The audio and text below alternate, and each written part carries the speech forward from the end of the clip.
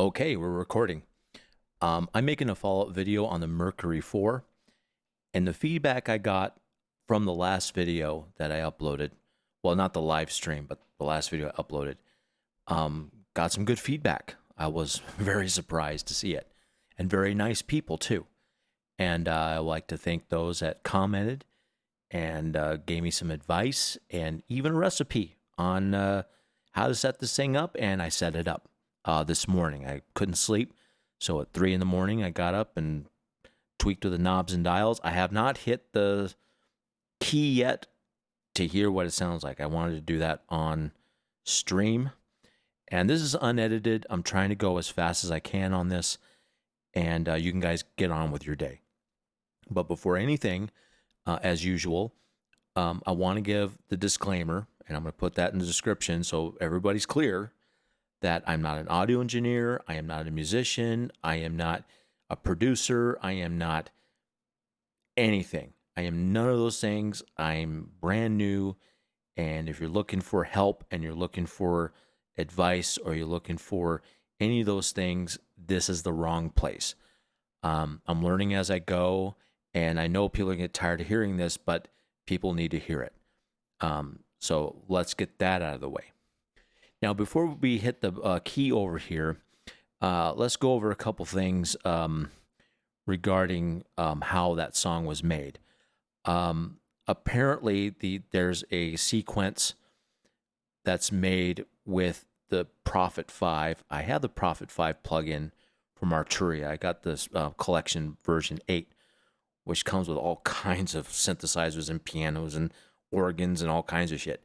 It's awesome. It's just really, really good. And so I don't know how those are made, because I'm not sure if the Prophet 5 had a built-in sequencer, but from what I read, there was an outboard unit that can do sequences and stuff. So maybe somewhere in the plugin there's a sequencer, but I'm getting ahead of myself.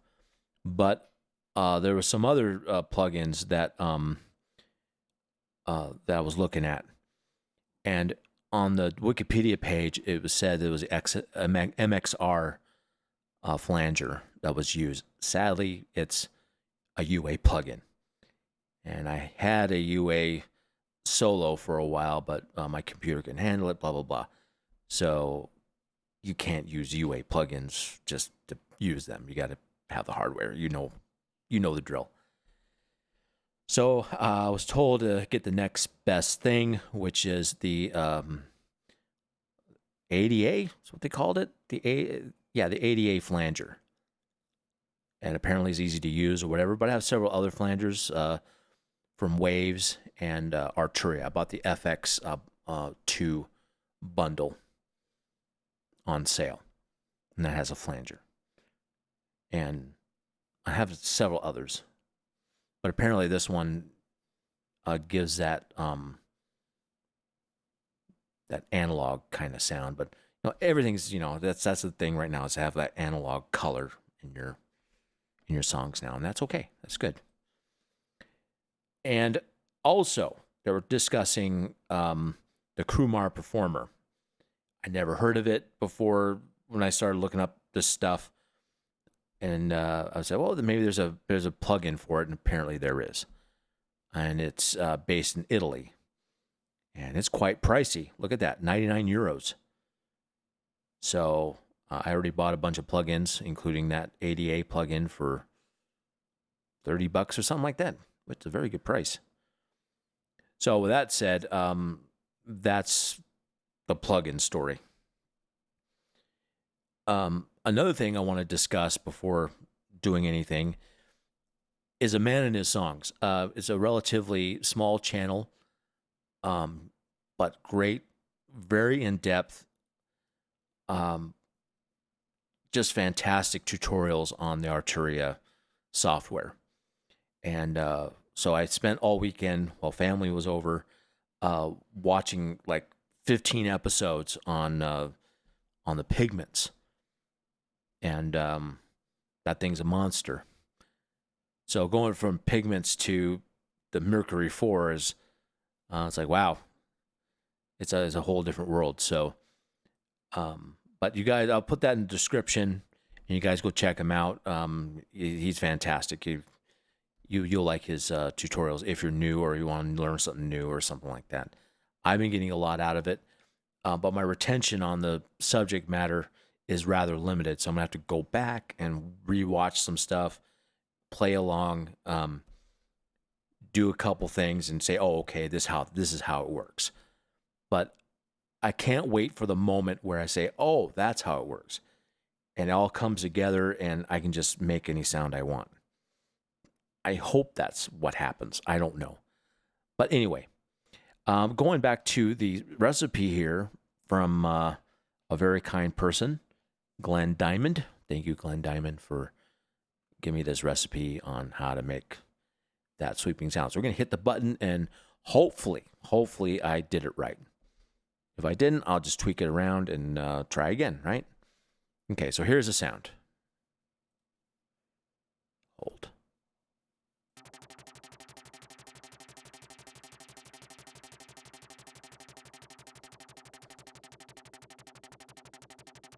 That sounds pretty cool.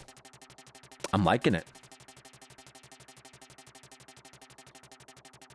Is it going to need a compressor to give it that thumpy, like feel it in your chest? 'Cause I'm not feeling it in my chest. Yeah, I might need a compressor.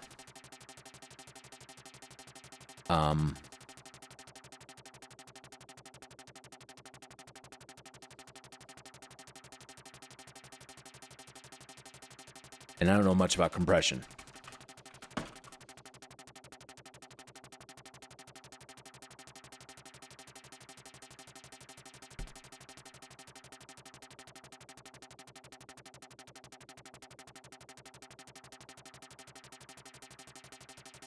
I'll just put it in the, let's stick it in here and see what happens.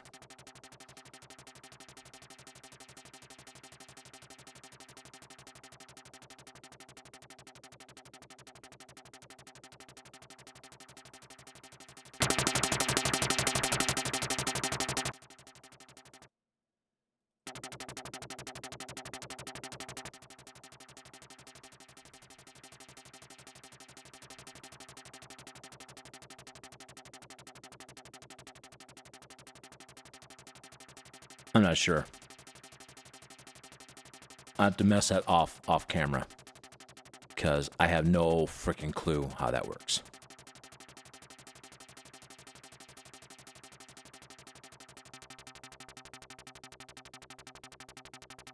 But it sounds great. And the tape echo.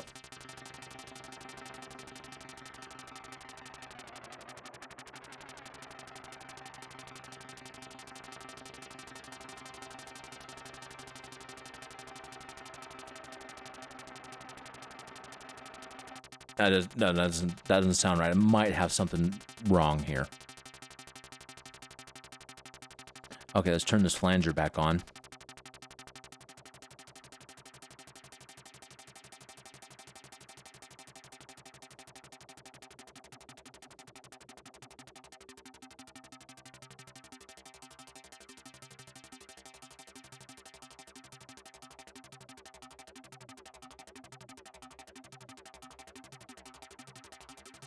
It probably needs compression or EQ or something to bring out that thumpy sound, kind of like that. Make it sound more snappy.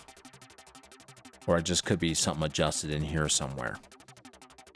But I'm gonna have to properly learn the flanger and compression to bring things out. I'm not sure if the engineers or Colin Thurston or whatever use compressors or whatever.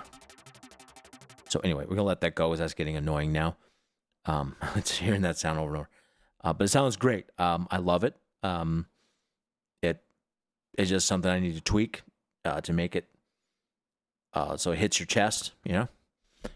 And thank you very, very much for the help. And I also like to thank everyone else for the helpful comments and the helpful tips, and even a offer to do some hand holding on some of this stuff.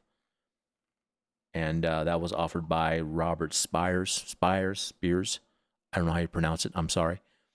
Very kind of you. And yeah, that's pretty much it.